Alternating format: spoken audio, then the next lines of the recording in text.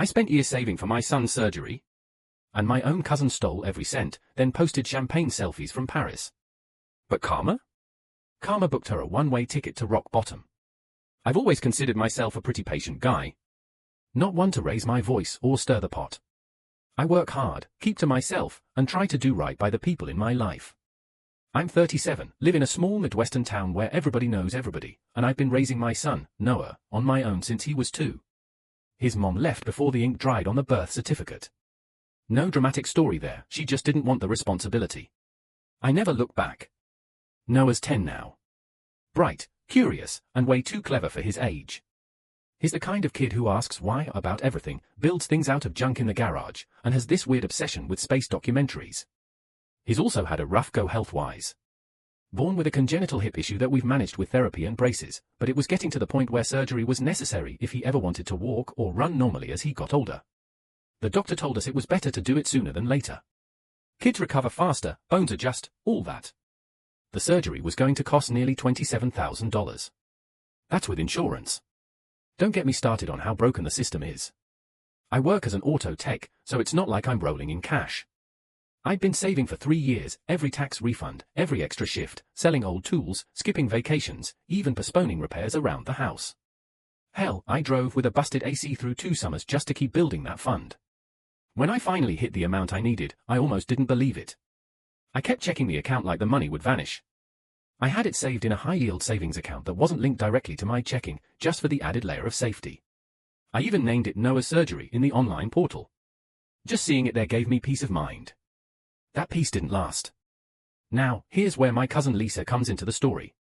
Lisa's 2 years older than me and, for as long as I can remember, has always been a bit of a, what's the word, taker. She's got this polished exterior, perfect hair, picture-ready smile, lives off Instagram, always posing with overpriced lattes and pretending to be some kind of luxury travel influencer, but I know the truth. She's bounced around jobs, got in over her head with credit cards, and is constantly borrowing money she never pays back. We were close growing up, though. Her mom, my Aunt Joanne, was practically a second mother to me when my dad passed.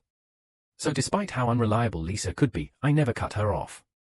I'd helped her in small ways over the years, rides to job interviews, co-signing for a phone plan once, huge mistake, watching her dog when she went on last-minute business trips that suspiciously always included beach photos. The thing is, she always knew how to say just enough to get people to feel sorry for her. She cried pretty. And she used that. A lot. A few months back, Lisa reached out saying she was trying to get back on her feet. Her landlord had increased rent and she was going to be evicted if she didn't come up with 3 months by the end of the week. I didn't have money to give, obviously, and I told her that up front. She said she understood and thanked me anyway. Except she didn't let it go. She started showing up more to see Noah, she claimed. And at first, I believed her. She'd bring him little gifts. Talk to him about planets and stars. Help him with his drawings. I even caught myself thinking maybe she was turning a corner. Then she started asking if she could use my Wi-Fi, my laptop, my kitchen table, just little things while she's job hunted. I didn't love having her around that much, but I've got a soft spot for people who say they're trying. One night, I was working late. Our shop was understaffed and I picked up a night shift. I texted Lisa that Noah was going to be at my neighbor's house and that I'd pick him up around 8. She asked if she could hang out at my place for a while and wait for me there, said she'd been helping Noah with his science project and forgot her scarf. I said sure. It wasn't the first time she'd been in my house alone. I got home at 8:15. Nothing seemed off. Noah's project was half finished on the dining table, her scarf was still there. I didn't think anything of it. 2 days later, I logged into the savings account to double-check the surgery fund because I wanted to book the hospital's surgical date. The balance? $142. I froze. I thought it was a glitch. I logged out. Refreshed. Logged back in. Still $142. I sat there for 10 minutes, just staring at the screen, my stomach turning inside out. I clicked the transaction history. My heart nearly stopped. A series of withdrawals over 2 days, all in $1,000 and $2,000 chunks. Transferred to an account I didn't recognize. Then, one final transfer for $19,500. Description? Online travel agency. I swear I felt the floor fall out from under me. I called the bank immediately. After a long hold, a rep confirmed the transfers were authenticated using my security questions. They couldn't reverse the money because the transfers had already cleared. They offered to open a fraud case, but that could take weeks, months, even, and it wasn't guaranteed anything would be recovered. Meanwhile, the hospital required a deposit to schedule the surgery. I remember just sitting in my truck in the driveway that night, staring at my hands and wondering how I was going to tell my son he might not get to walk right ever again because I let someone get too close. I didn't have proof. Just suspicion. But my gut told me exactly who'd done it. And then, like clockwork, Lisa posted on Instagram the next day, a story of her clinking champagne at an airport lounge, the Eiffel Tower in the background of her latest post with the caption, "Chasing Dreams. Paris, here I come. Champagne glasses sparkles #grateful #manifestation #new chapter." It felt like a slap to the face. I reread that caption more times than I can count. Manifestation. Like she conjured that money out of thin air. That night, I stared at the screen until my eyes burned. My heart felt like it was clawing its way out of my chest. It wasn't just the money. It was betrayal on a level I couldn't wrap my head around. This wasn't some stranger or anonymous scammer halfway across the world. This was family. This was someone I trusted in my home, around my son, around my life. And I wasn't going to let her get away with it. Not without knowing exactly what she'd cost me. Not without letting her regret every moment she spent sipping champagne in Paris, paid for with the future my son deserved. After the shock wore off, I went into what I can only describe as survival mode. I couldn't sleep, couldn't eat, couldn't focus on anything except that empty account and those smug little Instagram posts. Every minute I wasn't at work, I was at home, pacing the floors, thinking, planning. I wasn't the type of guy to seek revenge. Never have been. But this wasn't a petty insult or a spat over borrowed tools. This was my son's health. His life. And she took it like it was nothing. Like Noah's surgery was some optional luxury I could just reschedule whenever. And what really pushed me over the edge was the fact that she didn't even try to lie about it. No damage control. No excuses. Just pictures of wine glasses and croissants in cafes like she hadn't just gutted me from the inside out. At first, I didn't want Noah to know. I didn't want to scare him. But he's a smart kid. After a few days of me avoiding eye contact and brushing off questions about his surgery, he sat me down on the couch like he was the parent and just said, "Dad, are we still doing the operation?" I couldn't lie. I told him we had to delay it a bit longer. I tried to spin it, "They're moving things around at the hospital," I said. "Couple scheduling issues." He nodded slowly. Didn't push. But I saw the disappointment settle in behind his eyes. I felt like the worst father in the world. That night, after he went to bed, I called the bank again and pushed for answers. Finally got escalated to someone in their fraud department who took me seriously.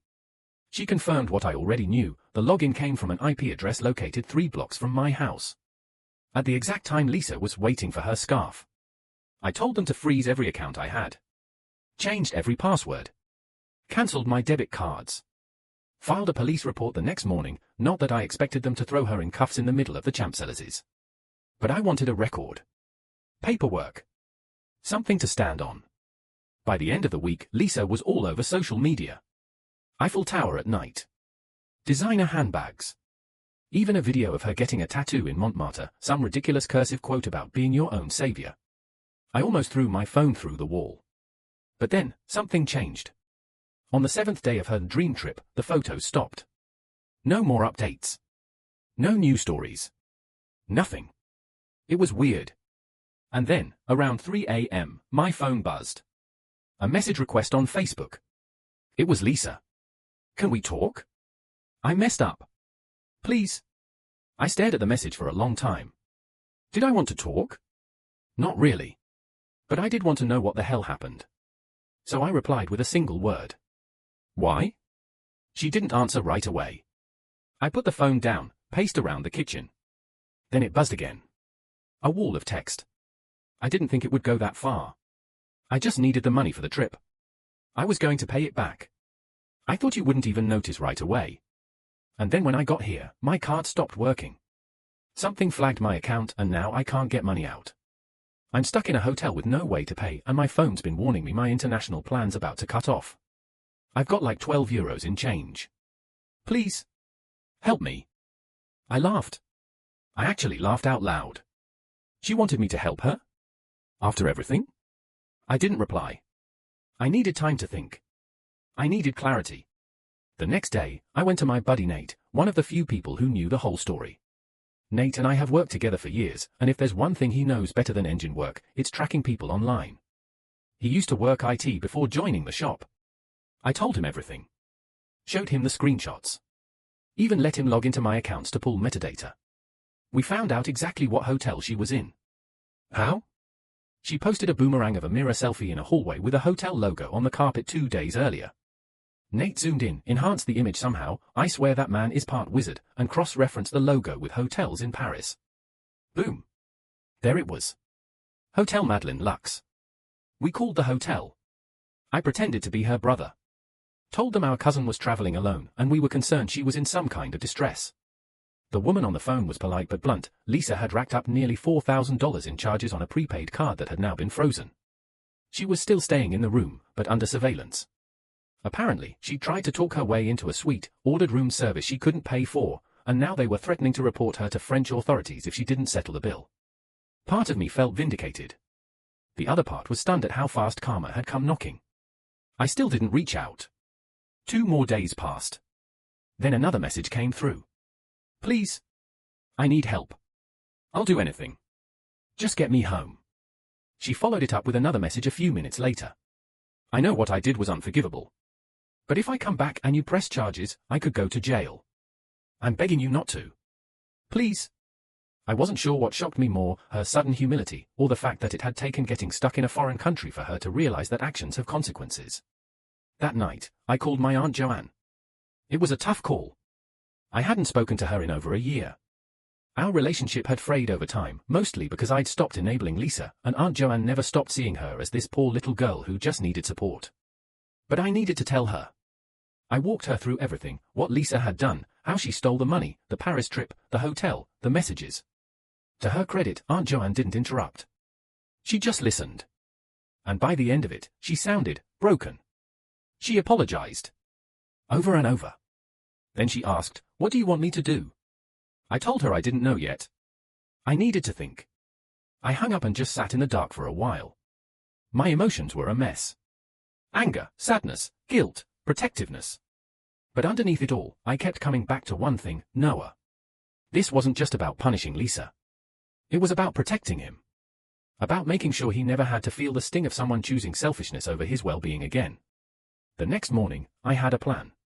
I messaged Lisa and told her I'd get her a ticket home. But on one condition.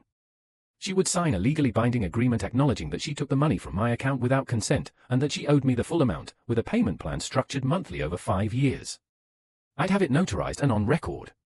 And if she didn't follow through, I'd go to the police with everything. Every screenshot. Every post. Every message. And yes, press charges. Her response came quick. Okay. I'll sign. Just please get me out of here. I wired the ticket money to the hotel. Just enough to pay off her bill and cover a flight back. She landed 3 days later, looking like someone who hadn't slept in a week. We met at the lawyer's office. She didn't make eye contact. Didn't say a word, actually. Just signed where they told her to. Then she left. I haven't seen her since. But she sends the payment. Every month. Right on time. That part? That's in part 3. Because karma's got a long tail, and Lisa's just starting to feel the drag.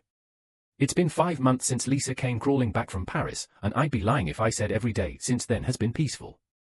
I thought getting my money back in monthly payments might take the edge off. And sure, it helped me sleep a little easier knowing she was being held accountable for once in her life. But it didn't magically fix everything. Noah's surgery was still on hold. Even though I managed to scrounge together another $8,000 between working overtime, cashing out a small emergency fund I'd forgotten about, and getting some help from a GoFundMe page my buddy Nate set up, without even telling me, there was still a gap. We needed about $5,000 more before the hospital would finalize the date. Every day that passed felt like another step backward. Noah never complained. Not once. But I noticed how he'd hesitate before asking if there were updates. He started staying in during recess. Said the other kids didn't get it when he had to sit out a PE. I caught him once, alone in his room, trying to stretch his leg on his own, gritting through the pain. I wanted to scream. Meanwhile, Lisa was back home pretending she didn't exist. She deleted every trace of Paris from her social media the second she landed. Deleted all her posts, wiped her accounts, disappeared online like a ghost. Aunt Joanne told me Lisa had moved in with a friend and was getting serious about her career again. Whatever that meant. But every first of the month, right on time, I'd get a Venmo payment from her. It always had the same bland message, payment, agreement. No apology. No contact. Just cold digital proof of guilt. Then one morning, something strange happened. The payment came in late. Only by a few hours, but it was the first time that had ever happened. I brushed it off at first, figured maybe she just forgot or had a banking delay. But then it happened again the next month. Late. Smaller than usual. Just enough to raise my blood pressure. I texted her. The payment was short this month. You all right? No response. A week passed. Then I got a call from Aunt Joanne. She was in tears. Lisa had been fired. Caught stealing again, this time from a small marketing firm she'd been temping at. Apparently, she was using the company card to fund fake influencer giveaways on TikTok. The kicker? She never even mailed the prizes. They pressed charges. When the police searched her apartment, they found stacks of unopened boxes, iPhones, perfume, branded headphones. All part of some elaborate scam she built to rebuild her brand. I didn't even know what to say. I didn't feel bad for her, but it wasn't exactly satisfying either. It was pathetic. She was 39 years old, still acting like she was running some high school hustle with a glam filter on. The payment stopped after that. I followed up with a formal notice through my lawyer, reminding her of the agreement. But she was in no position to pay. She'd already defaulted on 2 credit cards and her car had been repossessed. Then came the phone call. It was late, almost 11 p.m., and Noah was already asleep. I didn't recognize the number, but I answered anyway. It was Lisa. Her voice was quiet. Humble. Shaky, like she hadn't had a full meal in days. I'm sorry. I didn't say anything. I know I don't deserve a chance to talk to you. I know I screwed up in every way possible. But I'm calling because I need help. I laughed. I couldn't help it. She flinched on the other end. Not money, she added quickly. I swear. I don't have anyone else. My mom's barely speaking to me. I've been staying in a shelter. I tried getting another job, but they found out about the charges. Silence. I know I owe you more than money. I ruined your son's chance at getting better. I ruined everything. That part got to me. She said your son, not Noah. It was like she couldn't even say his name out loud. Like it was too painful. Or too shameful. I told her I wasn't going to bail her out. Not again. Not in any form. But I wouldn't stop her from trying to make things right. If she wanted to rebuild anything, she had to do it herself. The next week, I got an email from my lawyer. Lisa had voluntarily filed for bankruptcy, but listed the repayment to me as a priority debt. Meaning she planned to continue paying when she got back on her feet. I didn't know if that meant anything coming from her, but at least it was something. 2 weeks later, I got an envelope in the mail. Inside was a check. $3,500. Not from Lisa directly, from a church-run organization that helped women in legal trouble get back on their feet. Lisa had been volunteering there. They'd heard her story. Felt bad for Noah. Pulled together a donation. A note was paperclipped to the check. In Lisa's handwriting. This isn't even close to enough. But I hope it gets Noah a little closer to where he needs to be. I've lied, stolen, and hurt more people than I can count.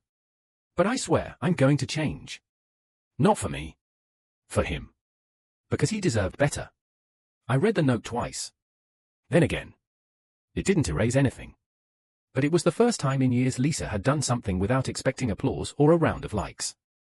I deposited the check that same day. With that, I had enough. Noah's surgery was scheduled for the following month. We told him over pancakes one morning, and the way his face lit up, man, I nearly lost it. He just beamed. Said, so I'll be able to run again? I said, you'll do way more than run, buddy. And for the first time in months, I believed it. The day of the surgery, I sat in the hospital waiting room, knees bouncing, phone grip tight. It was a simple procedure by medical standards, but to me, it was everything. Hours ticked by. Eventually, a nurse came out and said everything had gone great. Noah was waking up and asking for me. I walked into that recovery room and saw him there, groggy, hooked up to machines, but smiling through the haze. I sat beside him and just held his hand. You did good, kiddo, I said. Thanks, Dad, he whispered. I'm gonna be fast. I laughed, wiping a tear away. Yeah. You are. Outside the window, the sun was setting. The world kept turning. Life moved forward. Lisa? I don't know where she is now. I haven't heard from her in a while. Last I checked, she was working part-time cleaning offices. Still trying to pay me back. And maybe she'll vanish again. Maybe she won't ever change. But she gave me one thing I never expected. A reason to fight harder. A reason to rebuild stronger. A reason to never let my guard down when it came to protecting what really matters. This wasn't about revenge. It was about justice. And now, watching my son walk straighter every day, stand taller, and dream bigger. I know we won. Recovery wasn't easy for Noah. I mean, the doctors had told me as much, 6 weeks minimum before he'd even start walking again, and then months of therapy after that. But the kid took it like a champ. Honestly, he handled it better than I did. The first few days were rough, though. The pain meds made him nauseous. He hated being stuck in bed, hated that he needed help just getting to the bathroom. There were nights he cried himself to sleep thinking I couldn't hear him. I did. I just waited until he was out cold before I let myself cry too. But we made it through. Every day brought small wins, standing with a walker, shuffling across the living room, cracking jokes with the physical therapist who came to the house twice a week. It wasn't fast, and it sure wasn't pretty, but it was happening. Noah was healing. And somehow, despite all the chaos that had led us there, I was grateful. The money from the donation got us across the finish line for the surgery, but everything after that was out of pocket. Insurance doesn't like to cover extended home rehab unless you fight tooth and nail, which I did. I won some battles. Lost others. I worked double shifts at the shop, picked up weekend repair jobs on the side, and dipped into every corner of my savings again. And Lisa? She kept quiet. I didn't hear from her for almost 3 months. Until I ran into her by accident. It was a rainy Thursday, and I'd stopped by the post office on my lunch break. The line was short, thank God. I was standing there, waiting to send off a few documents for Noah's insurance appeal, when I noticed a woman up front struggling to keep a massive stack of bubble mailers from toppling over. She turned slightly, and for a second, I didn't recognize her. She looked different. Tired, thinner, plain-faced, no makeup. Her once meticulously styled hair was thrown into a frizzy bun. Her nails were chipped. Her posture was different too, shoulders hunched in, like she was trying to make herself smaller. Then she looked up, and our eyes met. Lisa! She froze. I froze. Neither of us said anything for what felt like an entire minute. Then she broke eye contact, turned to the clerk, and rushed through the rest of her package drop-off. She didn't say goodbye. She didn't acknowledge me again. She just bolted out into the rain, without an umbrella, clutching her receipt like it was her last lifeline. I didn't follow her. Didn't need to. I stood there, staring at the door long after she'd gone, heart racing. Part of me felt sick. The other part? Strangely, numb. It wasn't satisfaction. It wasn't pity. It was like seeing the wreckage of something long after the storm had passed. There's nothing to save. Nothing left to yell about. Just the aftermath. Later that night, I told Aunt Joanne. She wasn't surprised. She's living in the old duplex across from the laundromat, she said quietly. Found a part-time gig helping a print-on-demand business ship orders. Just trying to keep her head down. I didn't say anything. She asks about Noah sometimes, she added. Never asks to see him. Just asks. I didn't respond to that either. That weekend, Noah had his first big outing since the surgery, his school's annual science fair. I offered to help him carry his display board into the gym, but he wanted to do it himself. He was still using a cane for balance, but damn if that kid didn't walk through those double doors like he owned the place. He stood beside his project, something about the atmosphere on Mars, and talked to every kid and parent who stopped by like he was a real-life astronaut. He even got 3rd place and a little medal. That medal still hangs in our kitchen, right next to the fridge. Driving home that night, Noah looked out the window and said, I want to build a real rocket one day. I smiled. You'll do it. No doubt in my mind. Then he went quiet for a minute and asked, do you think Lisa's ever gonna say sorry? It caught me off guard.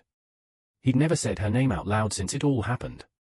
I wasn't even sure he remembered the details, how much he knew, or how much he just felt. But he picked up on more than I realized.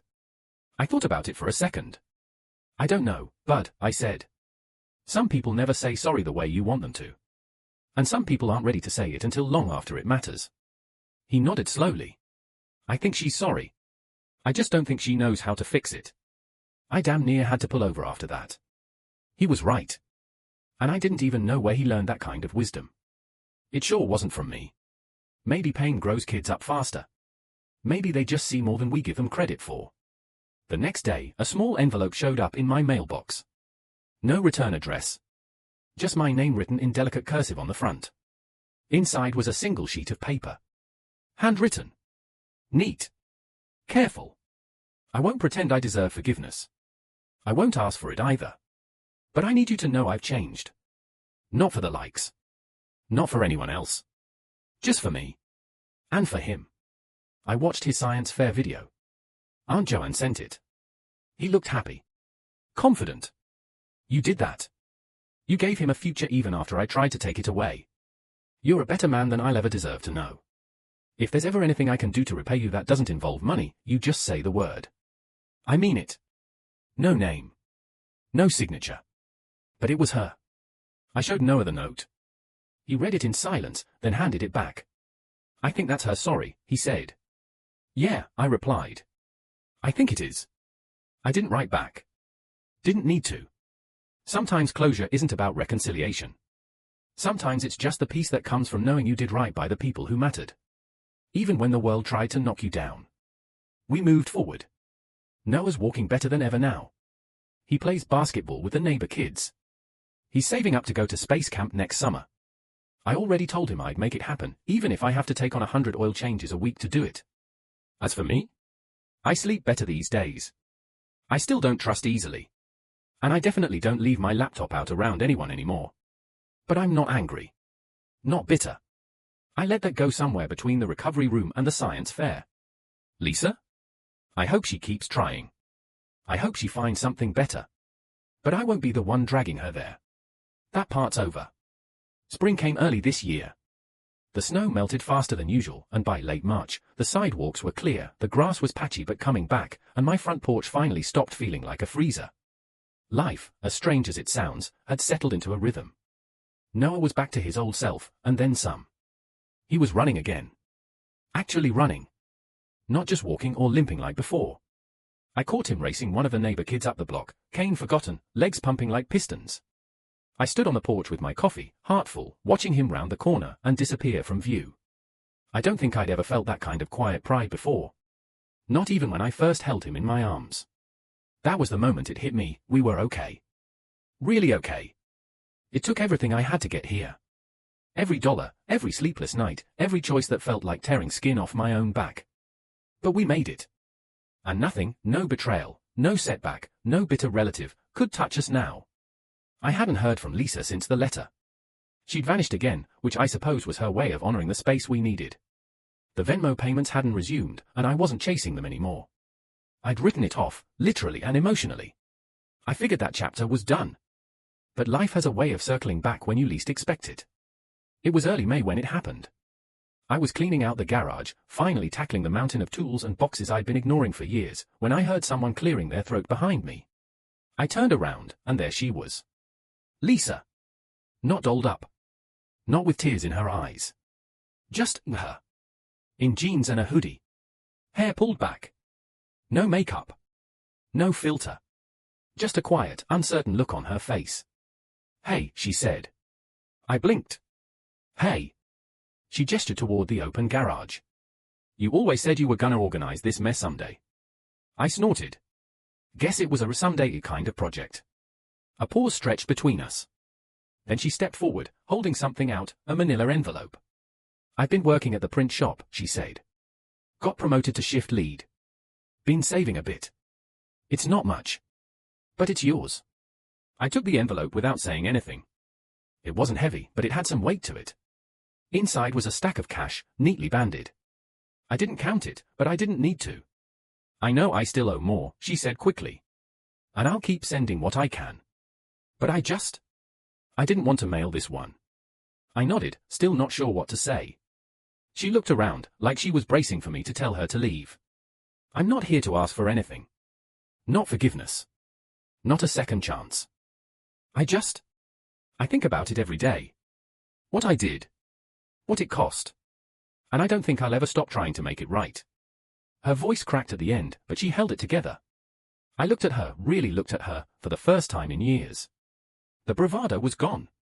The fake gloss, the excuses, the petty blame shifting. She looked like someone who'd finally been cracked open by her own choices. Not crushed. Not broken. Just honest. I gestured to the bench by the work table. You want to sit for a minute? She blinked. Sure. We sat in silence. The kind that stretches but doesn't suffocate. I never hated you, I said quietly. I was furious, yeah. Hurt. But I never hated you. She nodded, eyes down. I hated me for both of us. I glanced at her. I don't think Noah ever really stopped believing in you. Her head shot up. He didn't? He asked about you. Wondered if you'd ever say sorry. And when your letter came, he said, I think that's her sorry. Like he'd been waiting for it. Her eyes welled up, but she didn't let the tears fall. He's a better person than I ever was at his age. He's a better person than most adults I know. We both chuckled, just a little. It felt weird, but not wrong. After a few minutes, she stood up. I should go. I know I don't belong in your lives. Not really. But I'm glad you're both doing okay. She turned to leave, but I stopped her. Lisa. She looked back. You don't have to disappear again. She opened her mouth to respond, then closed it. Finally, she gave a small nod. Thanks. That was the last time I saw her for a while. But not the last I heard from her. A month later, I got a card in the mail. No cash this time. Just a photo. It was Lisa, standing outside a community college. Holding a notebook. Wearing a lanyard. On the back, she'd written, going back. Took me long enough. There was no signature. But I smiled. Not because she was fixed. Not because I trusted her completely. But because she was trying. Really trying. And that counts for something. These days, Noah doesn't talk about the surgery much. It's just part of his story now. Something he overcame. He's focused on his future, space camp, science fairs, building a telescope with Nate in our backyard. The limp is barely noticeable now. The scar on his hip is healing. The fire in his eyes? Brighter than ever. Me? I'm still working, still grinding, still learning how to protect what matters without closing off the world. I've got boundaries now. Real ones. But I haven't let them harden me. Because at the end of the day, I'd rather believe people can change, even if most of them won't. Lisa stole something from me I'll never fully get back. But she gave something too, unintentionally. She reminded me that love without boundaries isn't love. That trust, once broken, has to be earned, not gifted. And that family doesn't mean unconditional access to your life. Sometimes it just means history. The future? That's up to you to protect. And mine, ours, is finally looking bright.